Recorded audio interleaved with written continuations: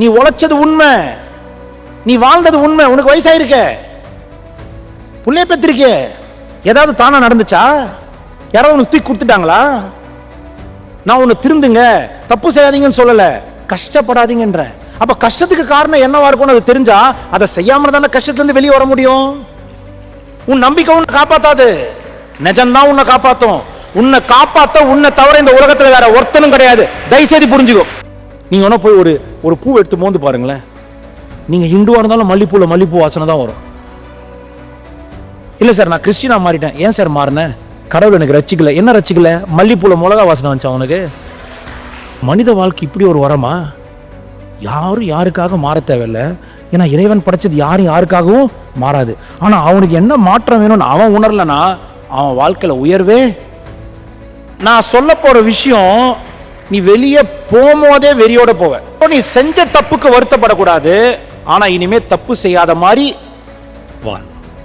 Sir எனக்கு இருக்கிற வீடு பிடிக்கல சார், எனக்கு என் உடம்பே பிடிக்கல சார், நல்லா குச்சி கெடுத்து வச்சேன் சார், எனக்கு பேசுற விதமே பிடிக்கல சார், எங்க அண்ணனை பிடிக்கல சார், ஆயாவை பிடிக்கல சார், தாத்தாவை பிடிக்கல சார், ஒன்றும் பிடிக்கல, லிஸ்ட் போடு. இருக்கிற இடம் பிடிக்கல சார், தின்ற தீனி பிடிக்கல சார், எல்லாம் லிஸ்ட் போடு. எதெல்லாம் பிடிக்கல லிஸ்ட் போட்டுக்கோங்க.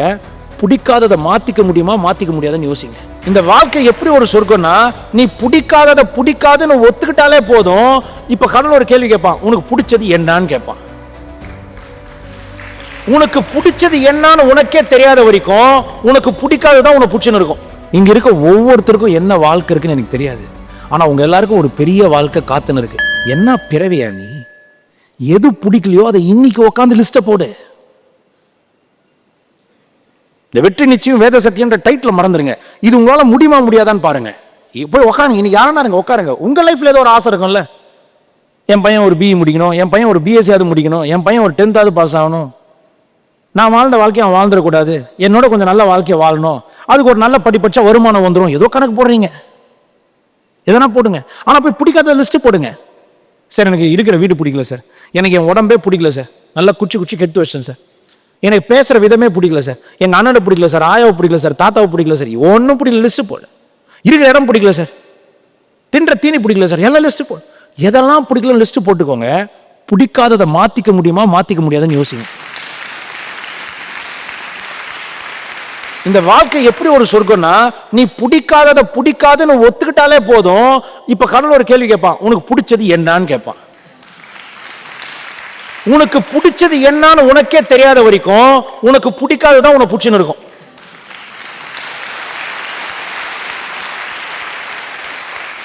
அப்ப பிடிச்ச வாழ்க்கைய வாழ்றீங்களோ இல்லையோ, வாழ்ற வாழ்க்கை பிடிக்கலன்னு சொல்றது அசிங்கமே இல்லையே. ஆனா வாழ்ற வாழ்க்கை பிடிக்கலன்னு சொல்லலன்னா பிடிக்காத வாழ்க்கையை மாத்திக்கவே முடியாது. நீ என்ன பண்ணுவ? ஜாதகம் சரியில்லை சார், பெத்த பையனை பெத்த பொண்ணை கட்டிக்கின பொண்டாட்டிய பினிஷ் பண்ணுவ, நீ பினிஷ் பண்ணுவ. என் பொண்டாட்டிக்கு ராகு தசை ஸ்டார்ட் ஆயிடுச்சு சார், சனி நீச்சல் சார் அவளுக்கு, அதனால அவளுக்கு யார் புருஷனா இருக்கோ அவள் பிசினஸ்ல ஃபெயிலியர் தான் சார். இப்ப பாவம் அந்த பொண்டாட்டி உன் பொண்டாட்டின்னு ப்ரூவ் பண்ண நீ பிசினஸ்ல ஃபெயிலியர் ஆகணும். ஜாதகத்தை நம்பனா யாருக்கு புரியுதா? குருக்கு புச்ச கலர் மஞ்சள் கலர் குரு சொன்னார. ஏன்னா உனக்கு என்ன, நான் உருப்பிடாததுக்கு காரணம் யார் தெரியுமா? என் ஜாதகம் சரியில்லை. இந்த ஜாதகம் எழவே உனக்கு எப்ப தெரியும்? தானாவே பிறக்கும் போது உன் நெத்தில எழுதி விட்டாங்களா? அப்பா போட்டுக்கோப்பா, இங்க இருக்குப்பா பாருங்க, நான் ரொம்ப ஹாப்பியா ஆனா கோபமா பேசுறேன். ஆனா யாரு மேலேயும் கோபம் இல்லாம பேசுறேன். இந்த கோபம் யார் மேலனா, நான் உங்களுக்கு 4 தக்காளி வாங்கி தரேன் தக்காளி சட்னி செய்ய. எத்தனை? 4. நீ அந்த 4 போட்டு தக்காளி சட்னி செய்யலாம், செய்யாம போலாம். நீ என்ன பண்ற, அந்த 4 தக்காளியை போட்டு செய்யும் போது வீணா போன ஒரு தக்காளியும் போட்டு செய்யற. ஆனா நான் கொடுத்த 4மே தரமான தக்காளி.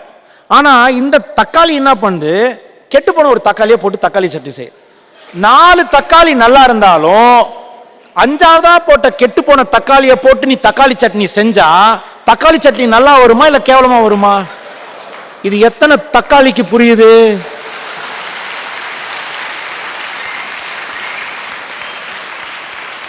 நீ என் கிட்ட வரதா இருந்தா என்ன ஃபாலோ பண்ணாத, எதை கத்து கொடுக்குறோமோ அதை மட்டுமாவது 48 நாள் ஃபாலோ பண்ண முடியும்னா உட்காருங்க, கத்துக்கோங்க.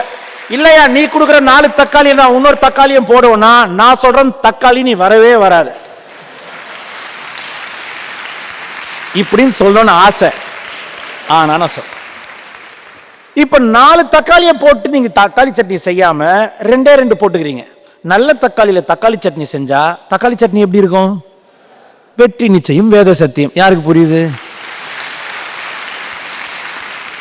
அப்ப நான் இங்க ஒரு உண்மையான பொருளை தரும்போது, நீ உழைச்சது உண்மை, நீ வாழ்ந்தது உண்மை, உனக்கு வயசாயிருக்க, புள்ளைய பெற்றிருக்க, ஏதாவது தானா நடந்துச்சா? யாராவது உனக்கு தூக்கி கொடுத்துட்டாங்களா? நான் உன்னை திருந்துங்க, தப்பு செய்யாதீங்கன்னு சொல்லல, கஷ்டப்படாதீங்கன்ற. அப்ப கஷ்டத்துக்கு காரணம் என்னவா இருக்கும்னு அது தெரிஞ்சா அதை செய்யாம தானே கஷ்டத்துல இருந்து வெளியே வர முடியும். உன் நம்பிக்கை உன்னை காப்பாத்தாது, நிஜம்தான் உன்னை காப்பாத்தும். உன்னை காப்பாத்த உன்னை தவிர இந்த உலகத்துல வேற ஒருத்தனும் கிடையாது. தயவுசெய்து புரிஞ்சுக்கோ.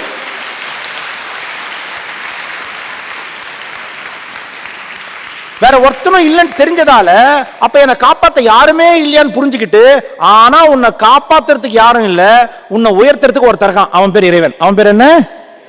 அந்த இறைவன் எங்க இருக்கான்? உன்கிட்டயே இருக்கான், உன்கிட்டயே இருக்கான். இது நீ உணரலாம். என்ன பண்ணுவ? உருப்புறதுக்கு பாக்குறியோ இல்லையோ, உருப்படாம போனதுக்கு காரணத்தை தேட ஆரம்பிச்சிருவ.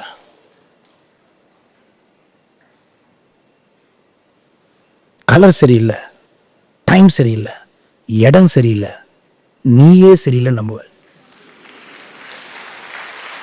நல்லா புரிஞ்சுக்கோங்க. எப்ப நீயே சரியில்லை நம்பிட்டியோ, கெட்டு போன தக்காளியில நல்ல தக்காளி சட்னி வருமா? வராதா? சத்தியமா வராது.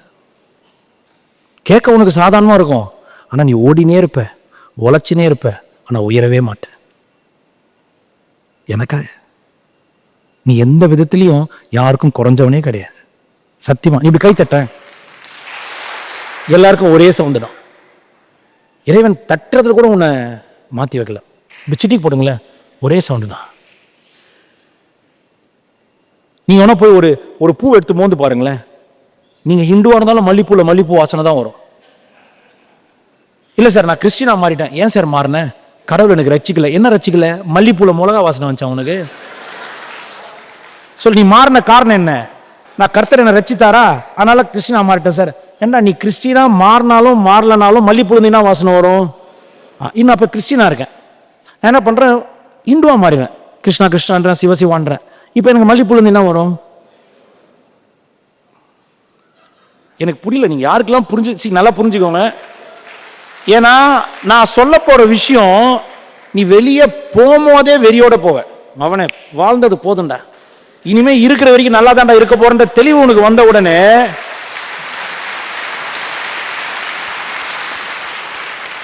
உன் வாழ்க்கை சூழல் மாறுதோ இல்லையோ, 4 பேர்கிட்ட உன்னை அசிங்கமா ட்ரீட் பண்ணிக்க மாட்டேன். ஏன்னா உனக்கு தெரியும் எந்த விதத்துல என்னோட யோகியம் ஒரு மண்ணாங்கிட்டையும் கிடையாது.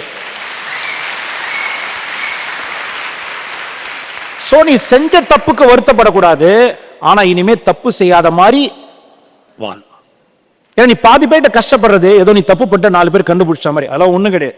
உன்னை எவன் அசிங்கப்படுத்துறானோ அவனும் தப்பு செஞ்சிருப்பான். என்ன நீ தப்பு செஞ்சு மாட்டிக்கினா அது தப்பு செஞ்சு மாட்டிக்கல. தப்பு செய்யாத மாங்கா கிடையவே கிடையாது. புரிஞ்சு? அப்ப எப்படி நான் வெற்றி அடைவேன்? இங்கதான் மேட்ரு. கடவுளுக்கு எவன் தப்பு செஞ்சானோ அவனை தான் பிடிக்கும். ஏன்னா கடவுளுக்கு தப்பு செய்யாதவனை தான் பிடிக்கும்னு முடிவெடுத்தா பாவம் கடவுளுக்கு எவனுமே இருக்க மாட்டான். அதான் புரிஞ்சுக்கணும்.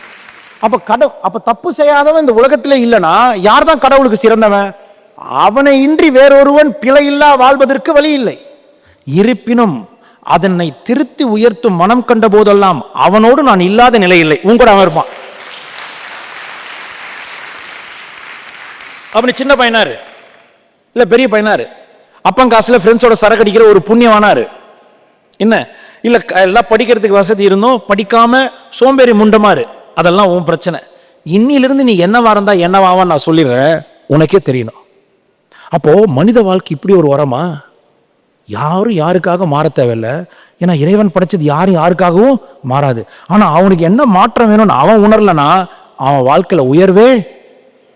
நான் உங்களை கெஞ்சுறேன், உன்னால நினைச்ச வாழ்க்கையை வாழ்றது ஒரு பிரச்சனையே கிடையாது. நினைச்சதோட வேகமா வாழ முடியும். That's all. ஆனா இதுல எது உங்களுக்கு உதவாதரா கண்ணு? நாலேஜ் உங்களுக்கு உதவாது, அண்டர்ஸ்டாண்டிங் தான் உதவும். நாலேஜ் எப்ப அண்டர்ஸ்டாண்டிங்கா மாறும்? நான் ஒரு விஷயத்துல என்னுடைய ஈடுபாடும் என்னுடைய தேவையும் என்னோட பொறுப்பும் மூணுமே இருக்கணும். ஒண்ணு என்ன, நான் ஈடுபடுறேன் சார் அந்த விஷயத்துல, அதுல என்னோட தேவை என்ன எனக்கு தெரியணும், என்னோட பொறுப்பு என்ன அது தெரியணும். ஒரு அப்பா அம்மா கடன் வாங்கி கஷ்டப்பட்டு ஒரு புள்ளைய படிக்க வைக்கிறாங்க, படிக்க தான் வைக்க முடியும். அந்த பிள்ளைக்கு பதிலாக இந்த அம்மா அப்பா படிக்க முடியுமா? உலகத்தில் எப்பவுமே சொல்லுவேன், கடவுள் மட்டும் அறிவை டிரான்ஸ்ஃபர் பண்ற கெப்பாசிட்டி கொடுத்திருந்தா எல்லா பேரண்ட்ஸும் அறிவாளி ஆயிடுவான். ஏன்னா எப்படியாவது படிச்சு அதை கொஞ்சம் எடுத்து அவனுக்கு சொல்லி விட்டுருவான். சத்தியமா அம்மா அப்பாவுக்கு அது முடியும். எப்படியாவது என் பையன் +2 பாஸ் ஆனால் இன்ஜினியரிங் கிடைச்சிருமா, அது உட்காந்து +2 படிச்சு கொஞ்சம் எடுத்து அப்படி சொல்லி விட்டுரும். நீ கோடி கோடியா காசு கொடுத்தாலும் கடவுள் படைப்புல டிரான்ஸ்ஃபர் பண்ண முடியாதது மூணே தான். ஒன்னு ஹெல்த், இன்னொன்னு ஞானம், அறிவும் தான். சார் எங்கள் பையன் வந்து ஃபிசிக்ஸ் சூப்பராக படிப்பான் சார், ஏன்னா நான் ஃபிசிக்ஸில் PhD சார், கிடையாது. நான் இன்ஜினியர் சார், எனக்கு பிறக்கத்தில் இன்ஜினியராக பிறக்கும் சார், கிடையாது. மூணாவது உறவுகளோடு இருக்க நிம்மதி. இது நீ விலைக்கு வாங்க முடிஞ்சா இந்த உலகமே சந்தோஷமாக இருக்குமே. நல்ல ஒரு 1000 கோடி வச்சிருக்கேன் சார், 100 கோடிக்கு நல்ல புருஷனாக வாங்கியிருக்கேன் சார், எல்லாம் பெஸ்ட் ஃபீச்சர்ஸ். காத்தால் ஏஞ்சோன்னா என் காலை தான் தொட்டு கும்பிடும். ஒரு அப்பனை எப்படி தெரியுமா பொண்ணு பையன் பார்ப்பான், அவனால காசுக்கு மட்டும் மாப்பிள்ளைய வாங்க முடியும்னா திங்க் பண்ணி பாரு அவன் எப்படி பார்ப்பான்னு சொல்லு. இல்லை எப்படிப்பட்ட மாப்பிள்ளைய பார்ப்பான், எப்படிப்பட்ட பொண்ணு பார்ப்பான். ஏன் உங்களால் இவ்வளோ நாள் ஆச்சு திருந்துட்டீங்களா? நீங்கள் உங்கள் புருஷனுக்கு இல்லாத அறிவே இருக்காது, உங்களுக்கே தெரியும். ஐயோ ஊரெல்லாம் அட்வைஸ் பண்ணுது, ஆனால் என்கிட்ட மட்டும் இப்படி இருக்கேன்னு எத்தனை பேருக்கு தெரியுது? இது யாரெல்லாம் உண்மைன்னு ஒத்துப்பீங்க? கொஞ்சம் கை தூக்குங்களேன், நல்லா நல்லா தெளிவாக கை தூக்கும். இவ்வளவுதான் மனித இனம். மனித இனம் கௌலி ஊருக்கெல்லாம் குறி சொல்லும், அது போய் கள்ளிப்பானையில் விழுந்துடும். பார்த்துருக்கீங்களா? உனக்கு தெரியாததே கிடையாது, ஏன்னா உனக்கு அங்கே அறிவு இருக்கு, புரிதல் இல்லை. அப்போ புரிதல் எப்போ வரும்? நான் குடும்பத்தோடு இருக்கேன், என் குடும்பத்துக்கு என்ன தேவை, நான் என் குடும்பத்துக்கு என்ன பண்ணணும், ஊரில் இருக்கிற எல்லா நியூஸும் பார்ப்பேன். உங்களால் தலையெழுத்தனை உங்கள் ஃபியூச்சரை மாற்ற முடியும். எப்போ மாற்ற முடியும்? பிடிக்கலன்னு தெரிஞ்சாலே பிடிச்சதை மாற்றிக்க முடியும். ஒரு மரத்தால் முடியுமா? ஒருத்தன் மூத்தா போகிறான், ஒருத்தன் தேங்காய் உடைக்கிறான், 2 பேருக்கும் அது நிழல் தருது, சத்தியம். நீங்கள் ஒன்றும் ரெண்டும் பண்ணி பாருங்களேன், யாருக்கும் தெரியாமல் பப்ளிக்காக பண்ணுற பாரு. கடவுள் படைப்பை நீயே சொல்லலாம், அந்த மரத்தை கட்டி பிடிச்சிக்கலாம். நேற்று தான் மூத்தா போன உன் மேலே, ஆனாலும் இன்னைக்கு நீ எனக்கு நிழல் தர. அதே நான் இன்னைக்கு பூஜை பண்ணுறேன், இப்பயே நிழல் தர. அது உங்களுக்கு நிழல் தரணும்னு தருதா இல்லை தானாகவே நிழல் கிடைக்குதா? எந்த பூவாவது போட்டி போடுமா? ஒரு ரோஜா தோப்பு அப்படியே ஒரு 10 ரோஜா வச்சிருக்கீங்க, 2 பூவாப்பா, ஓனர் வந்தாருப்பா, என்னை பறிச்சு அப்படி மோந்து பார்த்தாருப்பா, நாளைக்கு பெஸ்ட் ரோஜாவா பூக்க போறேன், ஒன்றும் தெரியாது. பக்கத்துல 2 பூ போட்டி போட்டுன்னு பூக்குமா? அதை பார்க்கறதுக்கே ஆள் இல்லைனா கூட பூக்கும், ஆனா அது பூத்ததுக்கு அழகே நீ பார்த்தாதான்.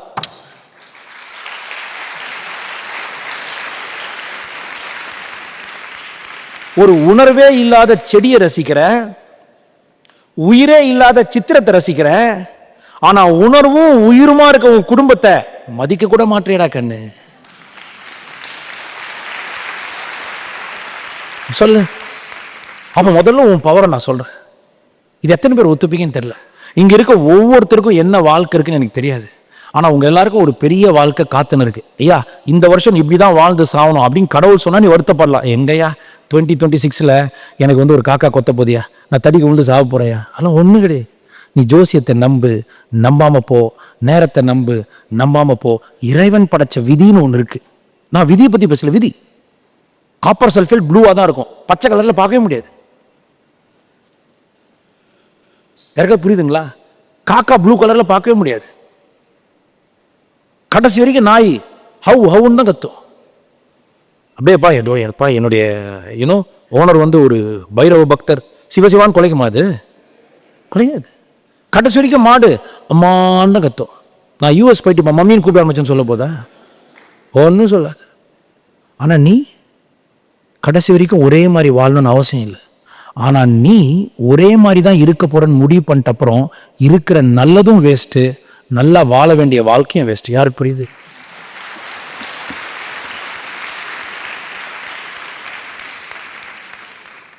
அப்ப இங்க இருக்க எல்லாருமே நான் நல்ல வாழ்க்கை வாழ்றதுக்கு தயார் ஆயிட்டேன் அப்படின்றதுக்கு எனக்கு ஒரு ப்ராமிஸ் வேணும். எஸ், அப்போ ஐம் ரெடி ஃபார் சக்ஸஸ் நீங்க ஃபர்ஸ்ட் சொல்லணும். ஏன்னா சாதாரணமா இல்லை, I'm ready for success, I'm ready for success. Excellent. Because when you are ready for success, success is already ready for you. வெற்றி நிச்சயம், அது வேத சத்தியம்.